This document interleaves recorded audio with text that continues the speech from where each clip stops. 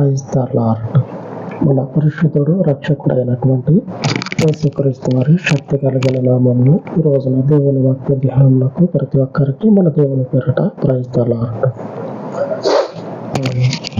దేవుని దగ్గరికి పోయే సమయం వస్తే, అంటే దర్శించుకోవటానికి, అంటే దేవాలయానికి సండే రోజు పోయే సమయం వచ్చినప్పుడు తలస్నానం చేసి పవిత్రంగా దేవాలయానికి వెళ్తారు. అదే దేవుడు మన మీద, మన ఇంటిలో, మన చుట్టుపక్కల నివాసము చేయటం కొరకు ఆకాశంలో నుంచి దిగి వచ్చి సంచరిస్తూ ఉన్నాడు అనుకోండి. మనకు తెలియదు, ఆయన ఆత్మ గనక సంచరిస్తూ ఉంటాడు, మనతో నివాసం చేస్తా. అలా సంచరించేటప్పుడు మన చుట్టుపక్కల పరిస్థితులు, ఆ చుట్టుపక్కల ఉన్నటువంటి ఆ స్థలాలన్నీ కూడా పవిత్రంగా ఉంచుకోవాలి. మన ఇంటితో పాటు, మన యొక్క శరీరంతో పాటుగా. అనగా మన శరీరము దగ్గర నుంచి మనం ఉన్నటువంటి ఆ ఊరు వరకు, పట్టణం వరకు, ఆ దేశము వరకు అంతా కూడా దేవుడు వచ్చి నివాసము చేస్తూ ఉన్నాడు మనతో.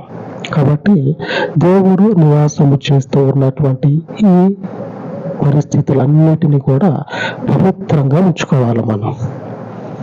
దేవుని వాక్యము సెలవిస్తూ ఉంది, మీ పాళెము అనగా మీరు నివాసము చేస్తూ ఉన్నటువంటి ఆ ప్రదేశం అంతా కూడా పవిత్రంగా ఉంచుకోండి. నేను ఆ పాళెములో సంచరిస్తూ ఉంటా. నాకు అపవిత్రమైంది ఏదైనా కనపడితే నేను మీకు హాని చేయకుండా మీ స్థలం అంతా, మీ పాళెం అంతా కూడా, అంటే మీరు నివసించుచున్నటువంటి ప్రదేశం అంతా కూడా పవిత్రంగా ఉండాలి. అందుకే దేవుడు మోషేతో చెప్పి, వారు నివాసము చేయుచున్నటువంటి ఆ స్థలం అంతటిని కూడా ఏ ఒక్కరి ద్వారా కూడా అపవిత్రము కాకుండా ఆ స్థలం అంతటిని కూడా కనిపెడతా ఉంటాడు, కాపాడమని అందరికీ చెప్తా ఉంటాడు. మీరు కూడా మీ యొక్క శరీరాలతో పాటు మీకున్నటువంటి ఆ ప్రదేశం ఏదైతే ఉందో, మీరు నివసించేటువంటి స్థలం ఏదైతే ఉందో దాని వరకు పవిత్రంగా ఉంచుకోండి అని మోషే దేవుని ప్రజలకు సెలవిస్తాడు. దేవుని ద్వారా సెలవిచ్చినటువంటి ఆ వాక్యము చెప్పిన తర్వాత కూడా ఒకడు ఏం చేస్తాడంటే, మితి మీరి తప్పు పొరపాటున జరిగితే దానికి శిక్ష వేరుగా ఉంటుంది. తెలిసి కూడా దేవుని విశ్రాంతి దినాన్ని అపవిత్రం చేస్తే దాన్ని ఏమనాలి? దేవుని విశ్రాంతి దినము పవిత్రంగా ఆచరించమని దేవుడు చెప్తాడు. మిగిలినటువంటి 6 రోజులు కూడా మీరు నివాసం చేస్తున్నటువంటి స్థలము మొదలుకొని, మీ శరీరాలు మొదలుకొని, మీ ఆత్మలకి ఏ అపవిత్రత అంటుకోకుండా జాగ్రత్త పడండి. ఇక విశ్రాంతి దినం అయితే చెప్పే పనే లేదు. అంత పవిత్రంగా ఉండమని చెప్తే ఈ మనగాడు ఏం చేసిందంటే, విశ్రాంతి దినం రోజు కట్టెలు ఏరుకోవటానికి పొలానికి పోతాడు.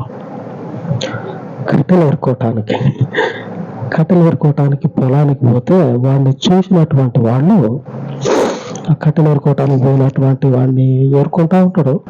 ఆయన ఎవరు చూడలే కదా, విశ్రాంతి దినాన్ని వచ్చా నేను దేవుని రోజు ఈరోజు దేవునికి ఎగబెట్టి, దేవుణ్ణి ఎగ్గొట్టి, దేవుడు నాకు అవసరం లేదని ఎగ్గొట్టి ఇటు వచ్చి మంచి కట్టెలు ఏరుకుంటా ఉన్నా. ఎంత ధన్యత నా స్థితి, ఎంత గొప్ప ఆలోచన అది అని కట్టెలు ఏరుకుంటా ఉంటే ఆడతా పాడతా ఆ మనిషిని చూసినటువంటి ప్రజలు పోయి మోషేకి వర్తమానం చెప్తారు. చూసినటువంటిది తీసుకుపోయి సేవకునితో చెప్తారు. సంఖ్యాకాండము 15:32 రాయబడ్డది. ఇశ్రాయేలీయులు అరణ్యంలో ఉన్నప్పుడు ఒకడు విశ్రాంతి దినమున కట్టెలు ఏరుట చూచిరి. ఆ కట్టెలు ఏరుకునేటువంటి వాడిని చూశారు. చూసి ఏం చేశారంటే పోయి మోషేతోటి చెప్తే మోషే దేవుని సన్నిధిలో వాడిని కావలా పెట్టి వాళ్ళు తప్పించుకొని పోగలడు. ఈడు ఎంతటి గర్విష్ఠుడు అంటే వేరే రోజుల్లో చేస్తే దానికి క్షమాపణ అనేది ఉండొచ్చేమో, అయ్యా తెలియక చేశాను ఏదో ఒకటి సంజాయిషి ఇచ్చుకోవచ్చు. వాడు చేసిందే విశ్రాంతి దినం బహు పవిత్రంగా ఆచరించాలి దేవుని ఆ రోజు. ఆ విశ్రాంతి దినానే ఈడు తప్పు చేశాడు. ఈడు అట్టాంటోడే అని వాడిని కావల్లో పెట్టి తప్పించుకొని పోయేటువంటి అంతటోడే వాడు కావల్లో పెట్టి దేవుని సన్నిధిలోకి పోయి వీడి గురించి దేవుడు ఏ సమాధానం చెప్తాడా అని దేవుని సన్నిధిలో నిలబడితే దేవుడు అంటాడు, దేవుడు మీరున్నటువంటి నివాసం చేస్తున్నటువంటి ఆ స్థలం ఉంది కదా, ఆ స్థలాన్ని విడిచిపెట్టి ఆ కట్టెలేరినటువంటి వాడిని ఊరికి చివరికి పాలెము వెలుపల అంటే పొలిమేర అంటారు కదా, ఆ పొలిమేర అవతల వాడిని తీసుకుపోయి అవి రాళ్లతోటి చావుగొట్టి చంపండి. యువతల అయితే ఈ స్థలం అంతా ఊరి కిందకు వస్తుంది. పొలిమేర యువతల అయితే ఆ స్థలము ఊరి కిందకు వస్తుంది. ఊరికి అపవిత్రత అంటుకుంటది. వాడు చేసిన పని వల్ల ఊరు అపవిత్రం అవుతుంది. ఊర్లో ఉన్న ప్రజలకి అపవిత్రత వస్తుంది. కాబట్టి పాలెము వెలుపల 15వ అధ్యాయము 36వ వచనంలో రాయబడి ఉన్నది. తరువాత యెహోవా ఆ మనుషుడు మరణ శిక్ష నందవలెను, క్షమాపణ లేదు, వాడు చావుకి ఎలిజిబుల్, వాడు చావుకి యోగ్యుడు, వాడు చావటానికి అర్హుడు వాడు. ఎందుకంటే విశ్రాంతి దినాన్ని మీరి పాపం చేశాడు. అటువంటి వాడిని ఏం చేయాలంటే చంపేసాడు. ఎక్కడ? పట్టణంలో, ఊరిలో, గ్రామంలో కాదు, ఊరికి వెలుపల, పాలెము వెలుపల అంటే పొలిమేర అవతల, యువతలు కూడా కాదు, అవతల అంటే ఊరిలోకి రాదు, పాలెము వెలుపల. అపవిత్రత కలుగజేసుకోవద్దు. అపవిత్రమై ఉన్నటువంటిది ఏది కూడా దేవుని సన్నిధిలో ఆమోదయోగ్యం కాదు. కాబట్టి ఏం చేస్తారంటే వాడు మరణ శిక్ష పొందుకోవాలా. ఆ మరణ శిక్ష ఎక్కడ విధించాలో చూడండి. మరణ శిక్ష ఎక్కడ విధించాలంటే 36వ వచనంలో ఉంది. సర్వ సమాజము పాలెము వెలుపల రాళ్లతో వాని కొట్టి చంపవలెనని మోషేతో చెప్పెను. కాబట్టి యెహోవా మోషేకు ఆజ్ఞాపించినట్లు సర్వ సమాజము పాలెము వెలుపలికి వాని తీసుకొని పోయి రాళ్లతో వాని చావగొట్టిరి. పాలెము వెలుపల రాళ్లతోటి చంపేస్తారు. ఆ గ్రామానికి, వారు ఉన్నటువంటి ఆ ప్రదేశానికి అపవిత్రత అంటకుండా పాపం చేసిన వాని పాపముతో పాటుగా గ్రామపు సరిహద్దులకు అవతల, గ్రామానికి దూరంగా వాని పాపంతో పాటే రాళ్లతో చంపేస్తారు, చావుకొట్టి. అక్కడ వరకు దేవుని యొక్క కట్టడ వినటానికి, చెప్పుకోవటానికి వినసొంపుగా ఉంది. మంచిది, చాలా మంచిది. ఇప్పుడు ఊరి గురించి చెప్పబడింది. వ్యక్తిగతంగా ఇప్పుడు చూద్దాం దేవుని చిత్తం ఏందో. కొరింథీయులకు రాసిన పత్రిక, 1 కొరింథీయులకు రాసిన పత్రిక 6వ అధ్యాయము 15వ వచనం. మీ దేహములు క్రీస్తునకు అవయవములై ఉన్నవని మీరు ఎరగరా? నేను క్రీస్తు యొక్క అవయవములను తీసుకుని యేసు యొక్క అవయవములుగా చేయుదునా? అదంత మాత్రమును తగదు. ఏ మాత్రము కూడా మనుష్యునికి ఈ శరీరము దేవుని ద్వారా అనుగ్రహించబడ్డది. దేవుని ద్వారా అనుగ్రహించబడినటువంటి ఈ శరీరము దేవునికి ఆలయముగా ఉంది. ఈ ఆలయాన్ని వేశ్యగా మనం మార్చేస్తే, వేశ్య అనే మాటకు అర్థం తెలుసు మీకు, అంటే పాపం అనేటువంటి అర్థం వస్తుంది. అంటే ఒక్కరికి చెందవలసినటువంటి ఈ శరీరము పాపానికి మనము ఒక గుర్తుగా ఏర్పాటు చేసి పెడితే, ఈ శరీరాన్ని అవును పాపము అనేటువంటి స్థితిలో మనం ఉంచితే ఆయన వచ్చి ఎక్కడ నివాసం ఉంటాడు? మనము దేవుని ఆలయముగా ఉన్నాం, పవిత్రంగా ఉండాలి. ఈ పవిత్రంగా ఉండవలసిన దానిని వేశ్యగా మార్చేస్తామా? అదంత మాత్రం తగదు కదా. క్రీస్తుకి అది ఆమోదయోగ్యం కాదు కదా. సేవకుడు చెప్తా ఉన్నాడు, లేఖనము చెప్తా ఉన్నది, దేవుని యొక్క వాంఛ ఇదే. శరీరము దేవుని ద్వారా మీకు అనుగ్రహించబడి ఉన్నది. అనుగ్రహించబడినటువంటి ఈ శరీరమును వేశ్యగా మార్చొద్దు, పవిత్రముగా ఉండాలి. పరిశుద్ధంగా శరీరాన్ని క్రీస్తుకు అర్పించిన వారమా అలాగే ఉండాలి. క్రీస్తుకు అర్పించినటువంటి శరీరం అయితే అర్పించబడినటువంటి వారముగానే ఉండాలి. అపవిత్రతగా ఉండొద్దు శరీరం. ఎందుకంటే ఈ శరీరం మీదకి ఆయన దిగివచ్చి నివాసం చేస్తాడు. దేవుని దగ్గరికే మనం పవిత్రంగా నిష్ఠగా పోతే తలస్నానం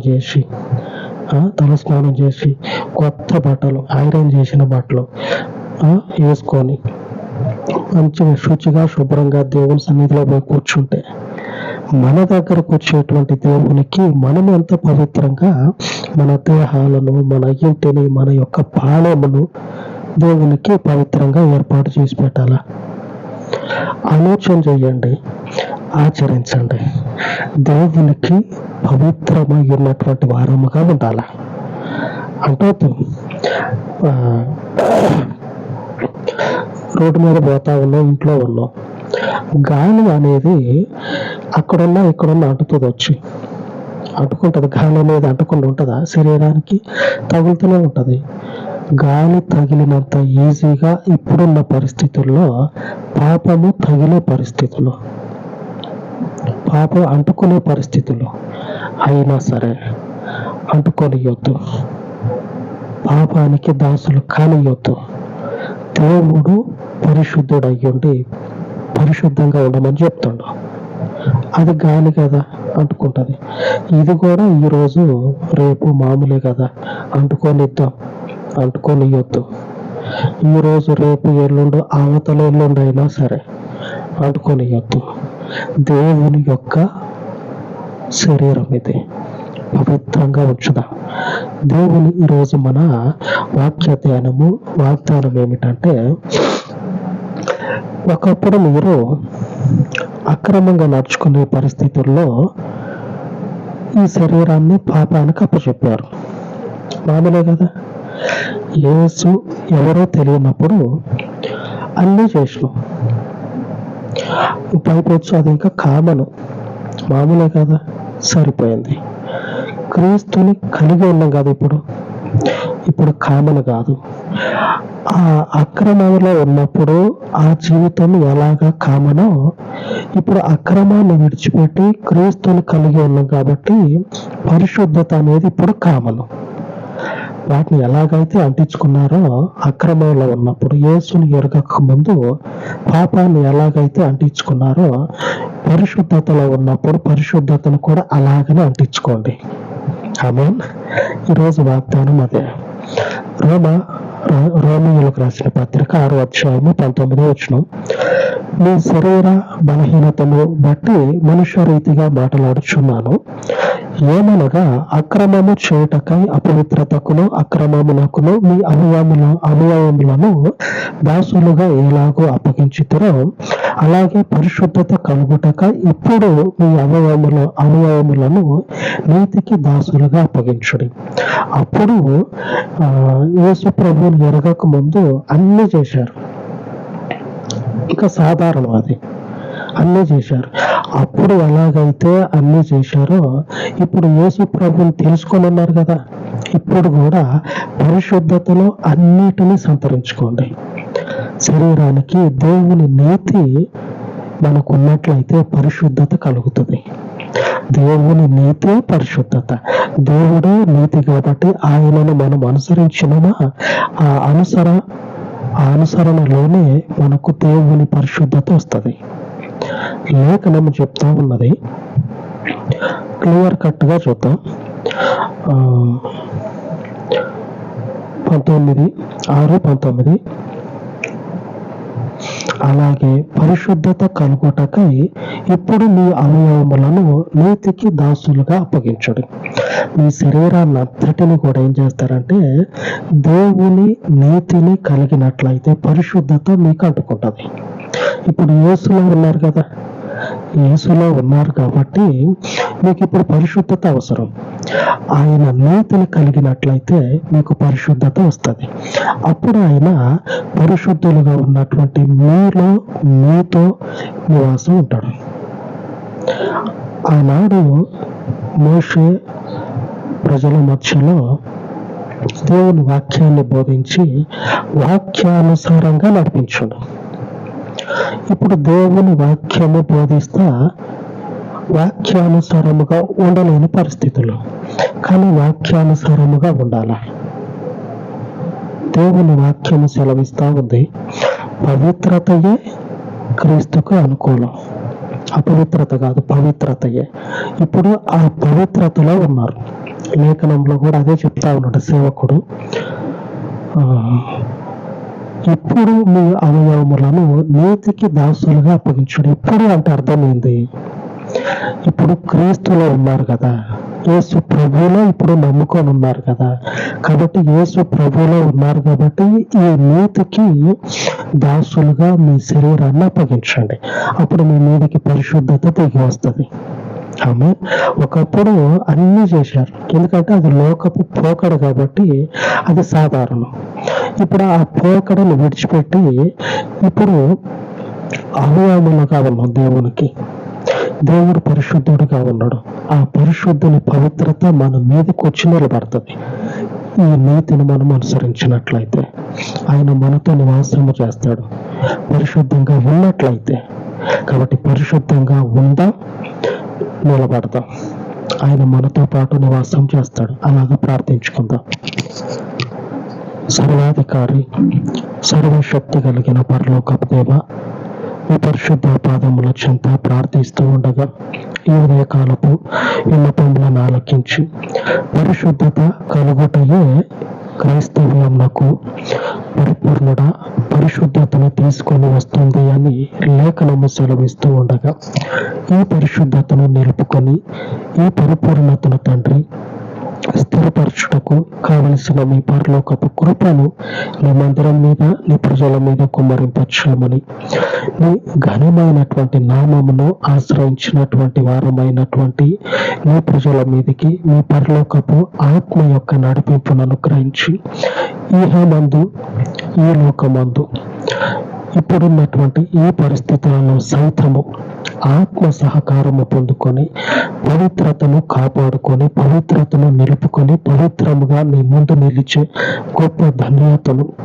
ఈ పరిచర్య ద్వారా మిమ్మల్ని అనుసరించుచు ఉన్న ప్రతి ఒక్కరికి అనుగ్రహించమని ఈ పరలోకపు నామమునకు ఈ ప్రార్థన మనవులను ప్రతిష్ఠించి మా రక్షకుడు పరిశుద్ధుడు యేసు కృప కలిగిన నామమున ప్రార్థించి వేడుకొనుచు ఉన్నాను తండ్రి. ఆమేన్, ఆమేన్. మన పరిశుద్ధుల కృప మనకు తోడై ఉండును గాక. ఆమేన్, ఆమేన్.